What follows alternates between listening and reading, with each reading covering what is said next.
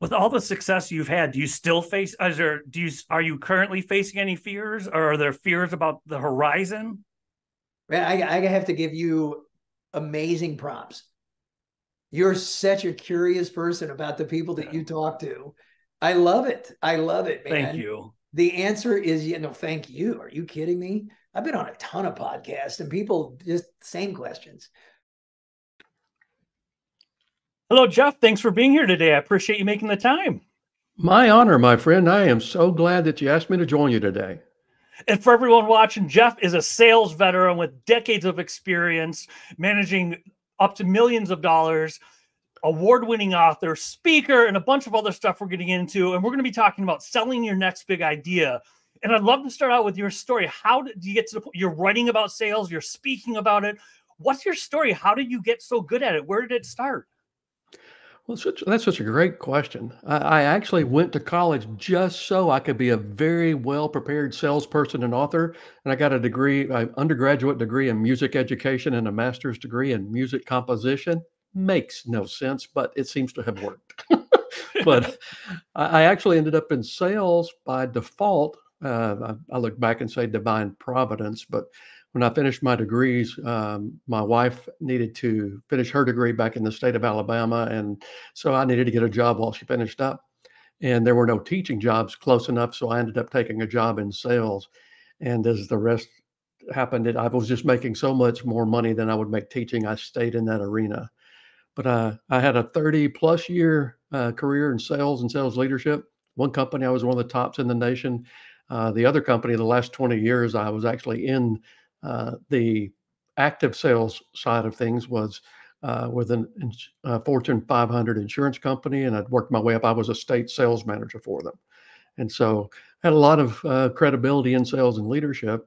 But I decided at 54 years old, it was time to retire from that industry, and that's when I began to write and pursue speaking. And our mutual good friend, Bob Berg, I had met him over the course of my career in the insurance industry, and he and I have become friends.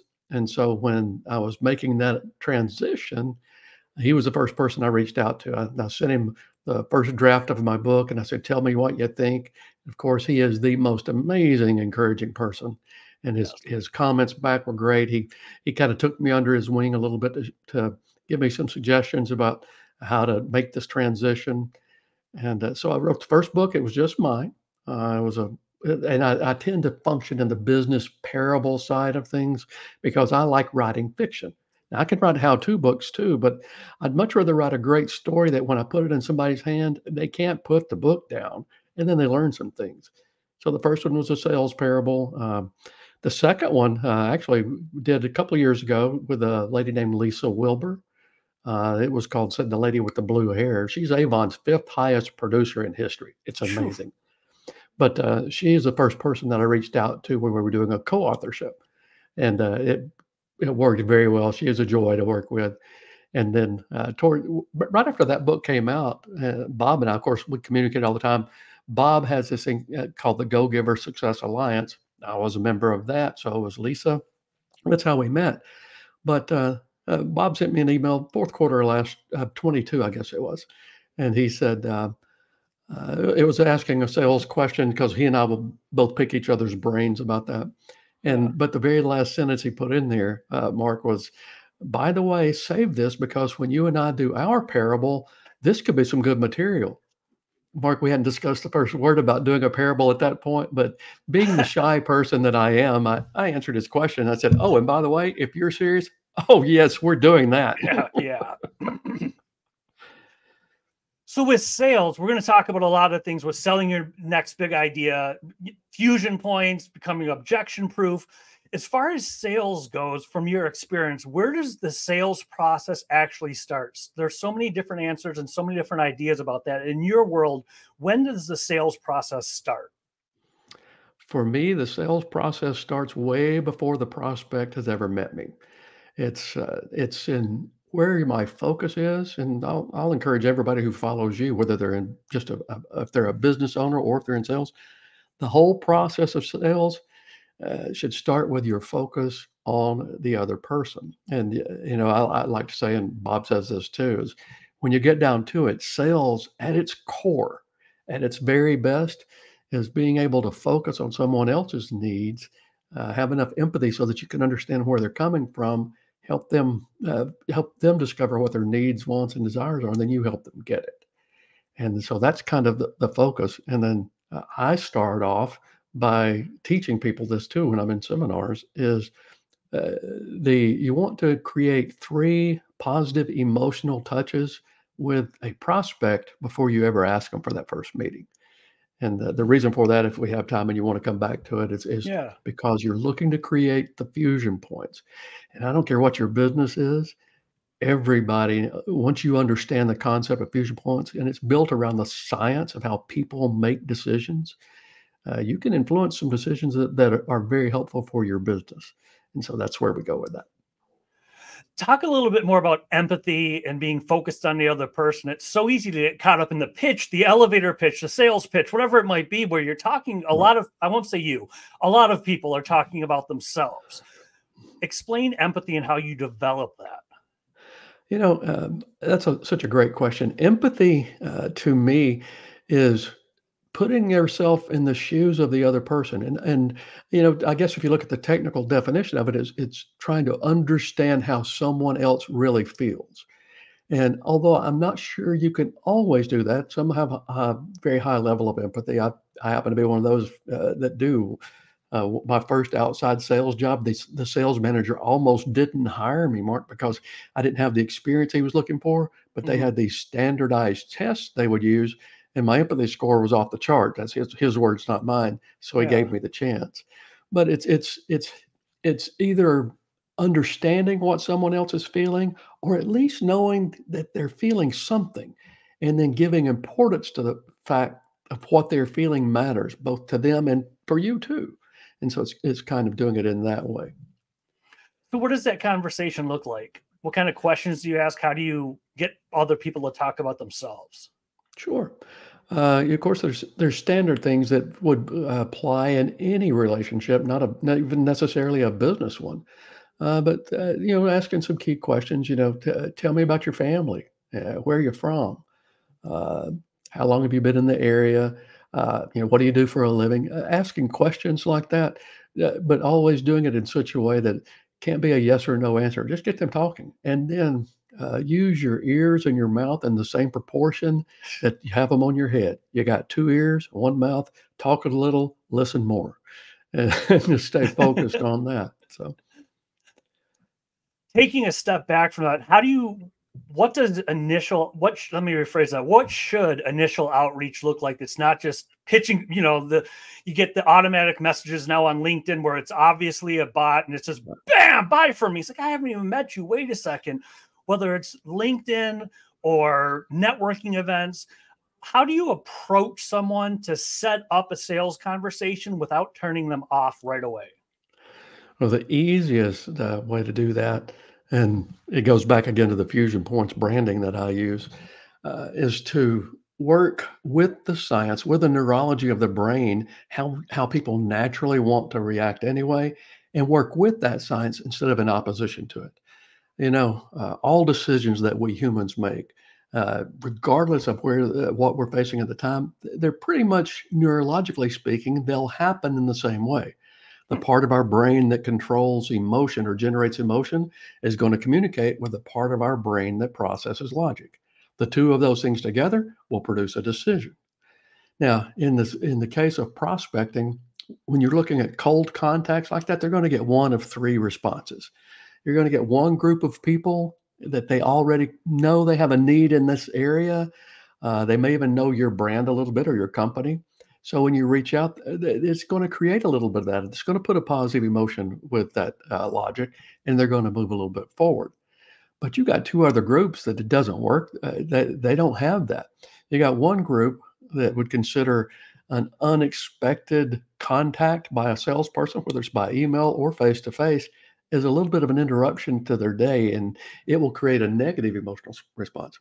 See what happens in your brain is when the positive emotion combines with logic, then it shoots a somatic marker down into our chest. It gives us a feeling that we like, and we want to move forward with it.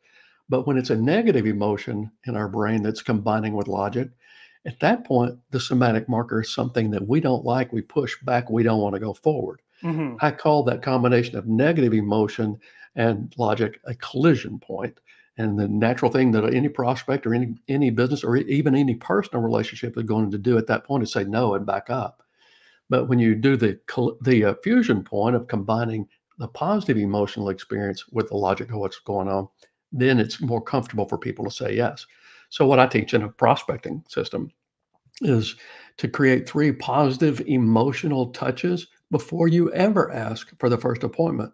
Because what happens is when you get to that second group that considers an unexpected sales call an interruption and they have a negative emotional response, they Mm-hmm. combine that with the logic of what you're doing, and they're not going to either going to ignore you or they're going to push back.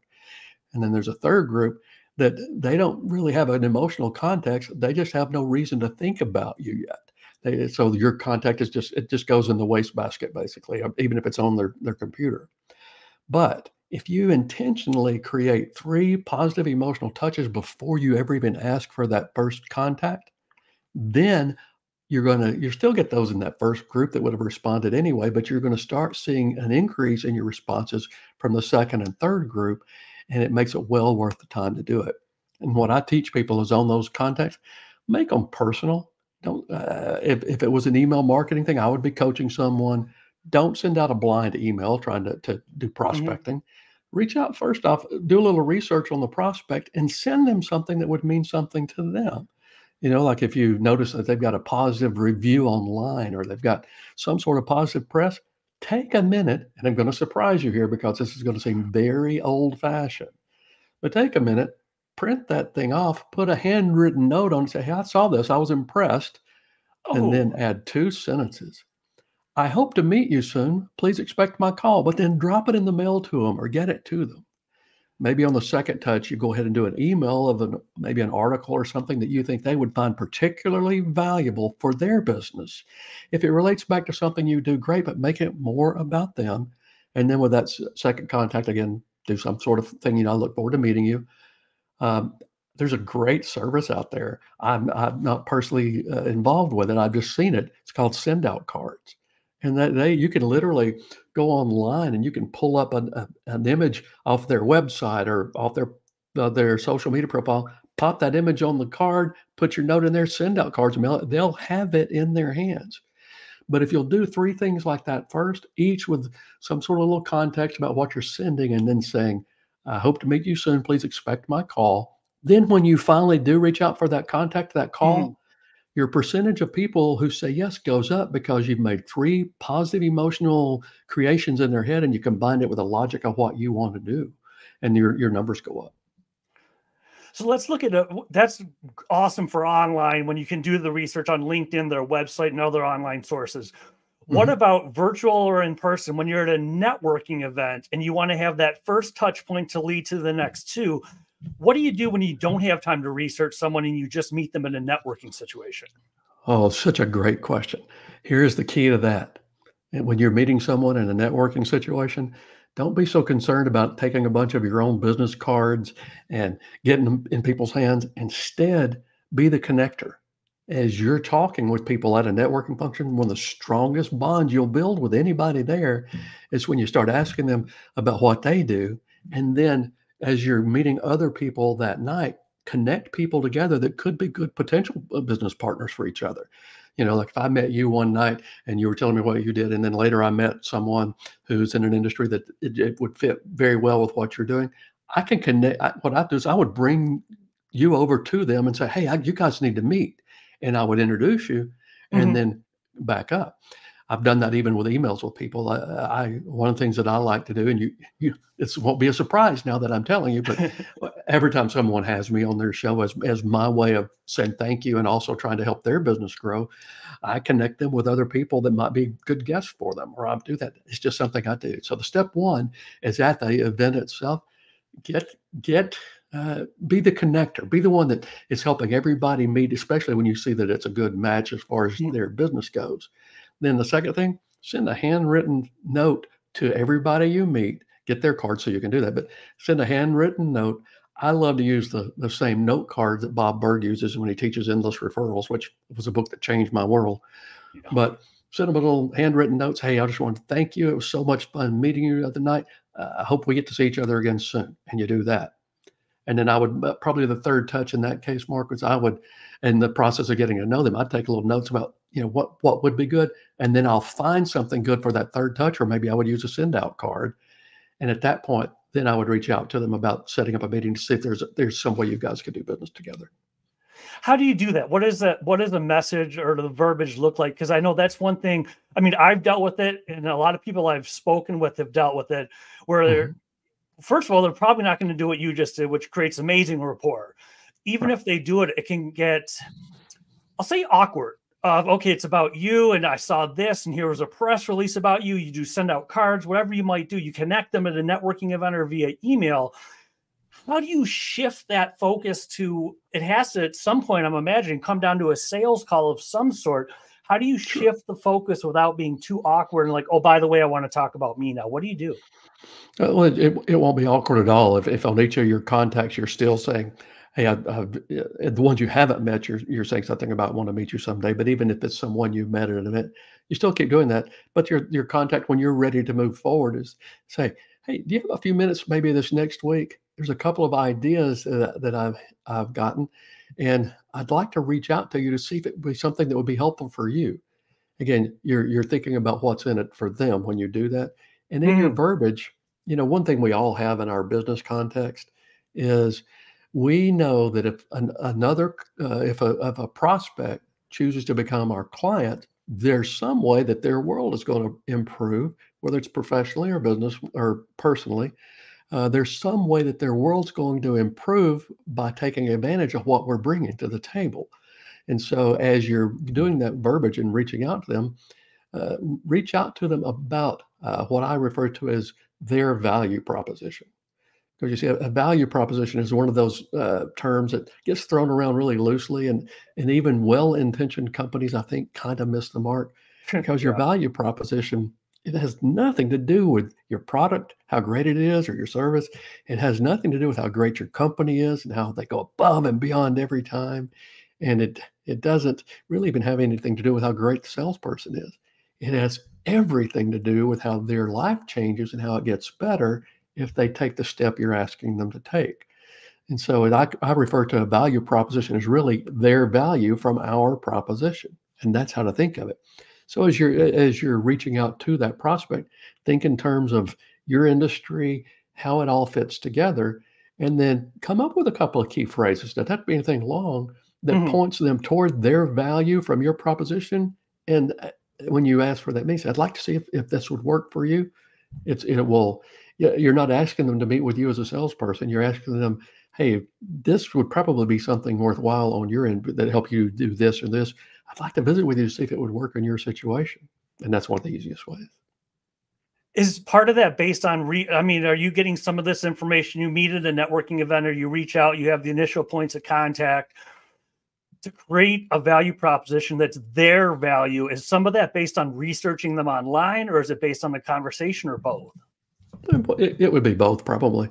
Everything's, there's a lot of variables in the mix, but you're going to get a lot of information, I would assume, while you're networking. Because if you're asking them about their business and what they do, heck, you can even ask them, what's the value to your client to do that? And by the way, one of the very best questions you'll ever ask at a networking event, especially a face-to-face networking event, but it would also work for an online networking event, is say, hey, Mark, I meet a lot of people out there in what I do, and I've got a lot of contacts.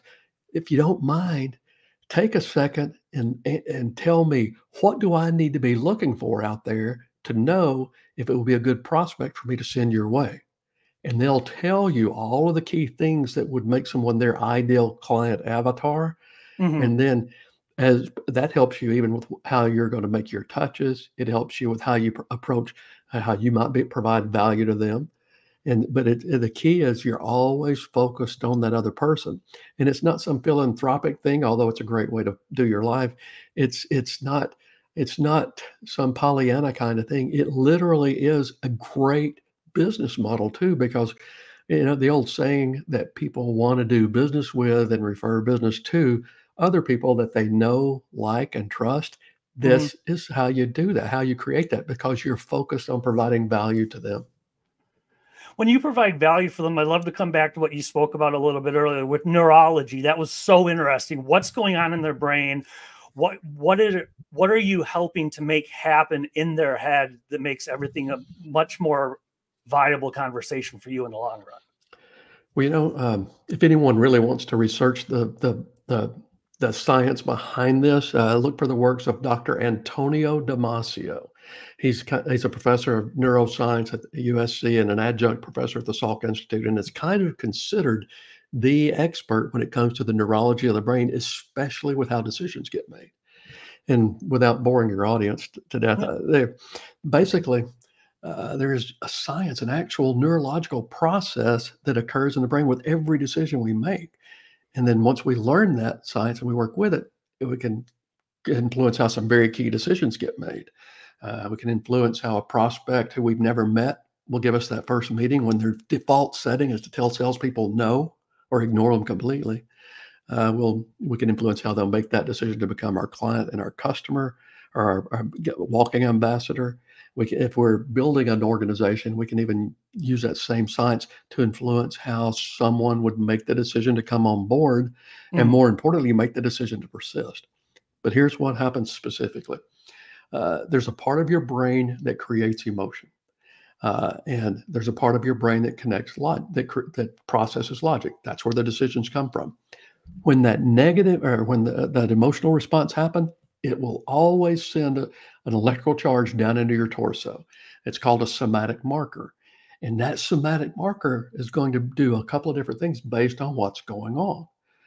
If it's that negative emotional response, well, you don't like the way we start to feel. We might get anxious, short of breath. We feel uncomfortable. So whatever logical thing we're facing at the time, making a decision, combining with that emotion, that's the collision point, and that pushes back. It is very hard to make anything happen positively when that's occurring. But the opposite is true as well, where when it's that positive emotional or that positive emotion that's created in the brain, it still sends that somatic marker down into our chest as well. But what happens is we love the feeling. We want to continue that. That's how relationships start. It's how so many great things happen. So when that emotion is connecting with logic to produce the decision is, I'm comfortable moving forward. I like this. I want to keep this going. And so I even teach it not just in prospecting, but literally in every part of a sales model, in every part of an organizational model where an organization's trying to reduce their turnover in their team. I teach it in every possible step, because the truth is, it's the way our bodies work. And if we learn to work with that, and I'm not talking about it in a manipulative way in any stretch or form. I'm talking about creating mutually beneficial situations where you're helping that prospect solve an issue. If it's in sales, if it's not in sales, it's your organization. And then you are helping your team by helping them create the world they want outside of work, helping them have a great life. And when you do that, it just creates such a bond with you that they'd be hard pressed to ever move and go work for someone else. So in the sales world, when you do everything right and you get them, you have that conversation, hey, I have something, and you give them their value proposition and phrase it that way that they see the value in it. What does the actual sales conversation look like at that point? When they've agreed to talk to you, then what? Great question. Pretty much every sales conversation is going to come down to about 5 key parts. You got a rapport section where you're trying to establish a relationship pretty quickly. You've got a discovery section where you're asking the right questions to uncover the client's prospects' needs. You've got a recommendation phase where you're basically laying out your solutions. You've got a credibility phase where you're establishing why your company and why you can do the job well. And then, of course, you close the sale. In the best way to create those fusion points in the actual sales conversation, you should be trying to do it everywhere. But the best way to me is in the discovery section when you're asking the right questions. Because see, there's a phenomenon that happens out there, and sometimes salespeople won't admit it, don't like to admit it. And most of the salespeople I know and you know, they wouldn't be this way. Yeah. But the unfortunate truth is, when words are coming out of a salesperson's mouth, prospects don't automatically assume they're true. It's just a fact of life. What? I'm in shock. It's shocking, I know. Thank goodness for politicians, because when they're speaking, everybody knows what's happening. It makes salespeople look good. All right. So, Oh. but in the discovery section, what I teach people is a concept of asking and developing the right questions so that the prospect will say what the prospect needs to hear. And I know that's a little bit of a twist there, but think about this. If you, unless they already know you, like you, and trust you, or you were introduced to them by a common friend that they already know, like, and trust, you're kind of starting off in the hole. So if you were to tell them all the wonderful reasons that they should be doing business with you and what it's going to do for them and all that, that's all well and good, but it's still coming out of your mouth. Therefore, it's suspect. Yep. But if you develop the right questions, you can literally ask the questions in such a way that they'll tell you all the great, wonderful reasons they should be doing business with you. And the most important thing is, instead of it coming out of your mouth, it came out of theirs. And I'll give you a couple of examples. I was in the employee benefits industry for 20 years. And in that industry, I could have easily gone in and said, hey, you need to offer a disability policy to your employees so that it takes care of them when they're missing work and they're hurt. It'll help your employee satisfaction, blah. I could have gone through all that, and it was all true. But if I were to ask a question to the business owner, it's something like, are there benefits in the past that you thought about offering, but for whatever reason you didn't do so? And they'd say yes, almost in every case. And it was usually dental or disability. Don't know why. And then I would say, do you mind sharing with me why you thought it was a good idea and why it didn't work out? Well, they'll sit there and tell you every reason that offering the policy was a good idea. And you just, you take notes and all that, and you don't get too excited. Don't tip your hands. This is not a card game. All right. But you take notes and you listen, and they'll tell you that. Another question I used to ask in that arena, Mark, was, I would say, with so many employers facing the very difficult budget choice that they either had to cut benefits somewhat or cut them out completely, you still have a benefit plan in place. I want to commend you for that. Do you mind sharing with me why you think it's important enough to still go to the effort? They'll tell me, well, it helps me attract a good employee. They would tell me everything I would have told them anyway, but it didn't come out of my mouth. It came out of theirs. So then when I've finished with that, it's very easy for me to look and say, Mark, you said a couple of things there that are pretty important. You said you wanted to do this before, but you couldn't because of this reason. Or you said the reason you have a benefit plan in place is because you want to do this, this, and this, and this. And I said, Mark, I got some good news for you. I think some of our programs will actually help you do that, and you don't have to spend any money directly with us to make that happen. And all of a sudden, then when I would make my recommendations, then they were going, okay, I get this. And it's funny. And then the last thing I would do, it's just so funny. This is so backwards from traditional sales training, but it's the truth. When I would get to the point where I'd presented my solutions, then I would talk about the company. And when you're doing your credibility phase, it's always great to have some sort of testimonials you could show the client, either if it's e-based on your website, but something where it's somebody else saying that you do what you say you're going to do, basically. But then when it would get to the close, there's another phenomenon that happens in sales. People like telling salespeople no. They just do. I can't explain it. It just happens. So my favorite way to close a sale or to open a new relationship was always to get them to say no. I'd finish what I was going to do, and I'd say, well, look, do you see any reason we shouldn't move forward with this? Well, no. They win by saying no. I win because we got a new client. So. Oh, that's like some Jedi stuff there. Whoa. These are not the droids you're looking for. They're not the droids we're looking for. Move on. Well, back when I was still in the insurance industry, one of my top new employer group openers, the guy was 67 years old when we recruited him. And a very good student. He was good anyway to start with, but a very good student. And he would laugh. And he said, he said, I almost never have to close. When I say, is any reason that you wouldn't want to move forward? They said, no, I'll just go ahead and start setting things up. It's like, I don't even really have to ask a closing question anymore. And that's the value. If you've done a great job of creating fusion points and how you prospected and how you made them comfortable, heck, even if you get objections, you can handle the objection in such a way then rather than it being obstruction to your future, it becomes a bond with your prospect. So there's a lot of things you can do as long as you're focused on creating the fusion points. So when you're creating the fusion points, and you might have already touched on it, but just to be clear, in the sales conversation, like you just mentioned, you're going to run into some objections. Is what you just said everything about being objection proof, or are there other clarification points? I mean, how that's so powerful. Just saying I'm objection proof is so powerful. How do you get to be that way? Oh boy, such a great question. And part of becoming objection proof is kind of how you've led everything up until to the point where you're having that sales conversation, and then inside that sales conversation. A couple of precursors I'll throw out, and then I'll actually give you the steps that Bob and I teach in Streetwise to Saleswise about becoming objection proof. But the precursors are, the better your discovery is, the fewer the objections you'll ever get. Because if you've asked the right questions and they've told you, like what I was talking about earlier, all the things that they're trying to accomplish, they're not going to object too much to that because that was their words. They've already told you that's what they want. So that's number one. Number two is handle your common objections during the actual sales conversation. Once anybody's been in sales with any company, probably for a couple of weeks or a month, you've kind of heard what the common objections are going to be in your business model.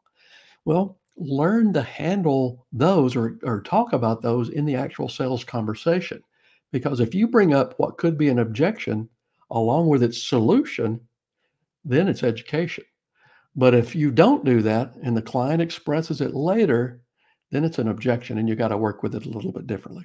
And then the third precursor I'll say before I get to the steps is this: never, ever try to overcome an objection. That seems all kinds of wrong, and I know that. Say that again. Exactly. When most traditional sales training really spends a lot of time on teaching you how to overcome objections. They said this, you say that. They say this, you say that. The problem with that is twofold. Number one, lots of times they don't even know why they're really objecting. It's just not something they're comfortable going forward with. So they may say something that's really not the objection. But the other side of it is nobody wants to be overcome by anything other than maybe joy or happiness or love or something like that. But the truth is, when you try to overcome something, it puts people on the defensive. An objection, for lack of a better term, is pretty much like someone's opinion. And you need to look no further than our current political climate to know just how much people love it when you want to overcome their opinion. They push back. It creates a collision point. Yeah. But instead, work side by side with them through the process I'll throw out here in a second. But side by side with that prospect, find a solution that works for them and do it together with them, and you'll create the bond. So here are the quick steps. Step one in becoming objection proof, after those precursors, of course, is empathize. When they say something, give it importance. Don't argue with it. Don't debate it. Listen to it and give their opinion some importance. Say, I've even gone so far as say, I can understand how that's something you'd want to think about, and you give credibility to them, and that it surprises them that as a salesperson, you're not just trying to debate them and get them to change their mind. Second thing is to dig a little deeper. Ask questions. I always ask permission first, but then say, do you mind expanding on that a little bit? I want to make sure that I really understand that from your perspective. Get them to talk more about it, because you will get information you don't already have. And like I said, sometimes you'll find out that the objection they said is not even the real objection. It'll bring out what's really going on below. Third is to isolate the objection. And that's basically saying, other than what we're talking about here, if I'm able to find a solution for that, would there be anything else that would keep you from moving forward? Make sure that that's the objection. And then the fourth thing is to reframe their perspective. And basically, when they've given you something that's a concern of theirs and you've empathized with it, you ask questions so they see you really are trying to understand it. And then the isolation is just something to help you from getting too much in the mix. Mm-hmm. But at this point, they'll mentally relax and give you permission, because you're side by side with them mentally at this point, of changing their perspective. Our frame is what we see everything through. Everything that's happened to us in our life brings us to the point where when we're seeing something now, we're interpreting it through all those filters. Well, at this point, they'll mentally give you permission to reframe their perspective. And so you say, well, I may not have the best solution for you, the perfect solution here, but you mind if we brainstorm a little bit? I've got a couple of ideas and see if you think they'll work for you. And then you shift the perspective to what you want to help them solve it with. And then, of course, the last step is to close the sale. Yeah.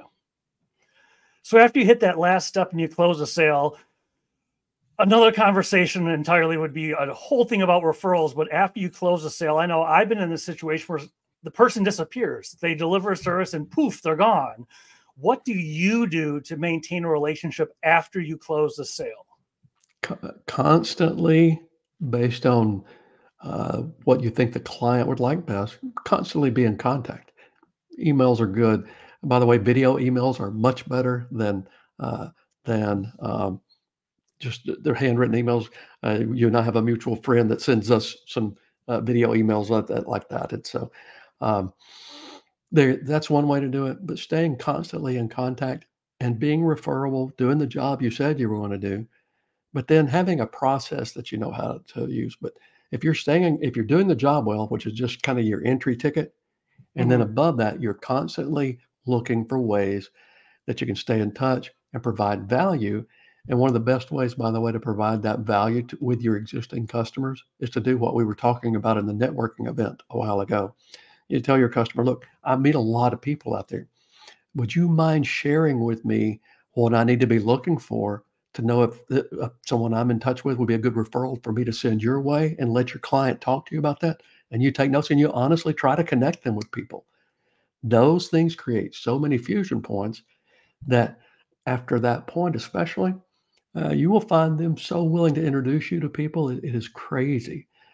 Two best authorities on referrals or introductions. Of course, my co-author on Streetwise, Bob Berg, his first book, Endless Referrals, was about networking and creating those introductions, and it's just awesome. But the second guy is a guy named Bill Cates. His branding is the original referral coach. And I love when he's talking with clients, he talks about introductions. Some people aren't comfortable with the word referral, but if he's got a structured way that he teaches people how to help them with introductions. And if you've done what I've taught you on this, and including doing some introductions for people, the first time I did that, by the way, Mark, I literally was sitting in front of one of the owners of one of my accounts, and I thanked him for his business and all that. But then I said, as I'm meeting all these people, I'd like to know, how do I know if someone will be a good person for me to send your way, be a good prospect for you? And he told me. The first thing he did, though, was he thanked me. He said, I've been in business for 30 years.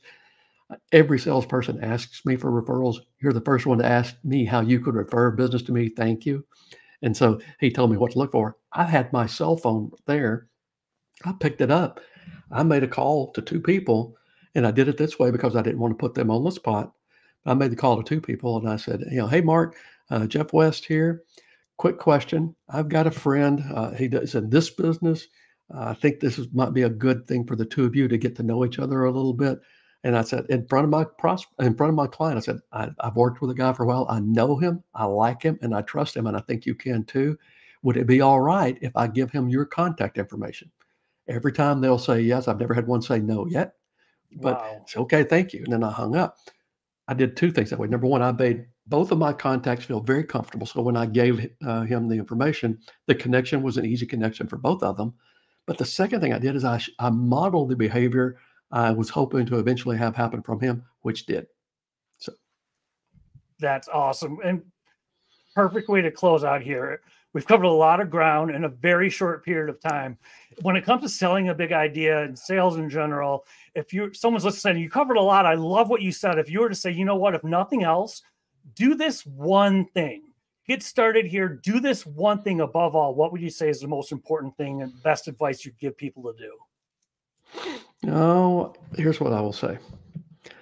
I'm trying to think of how to say this appropriately for any audience here. There's something I used to say all the time. Now I'm a person of faith, and that's be a person of faith kind of thing. But my thing I would always say was, work like it's all up to you, pray like it's all up to God, and then get out there and go to work, because even God can't steer a parked car. so, so start the activity and be focused on the other person. And if you can only develop one thing, develop the ability to connect people.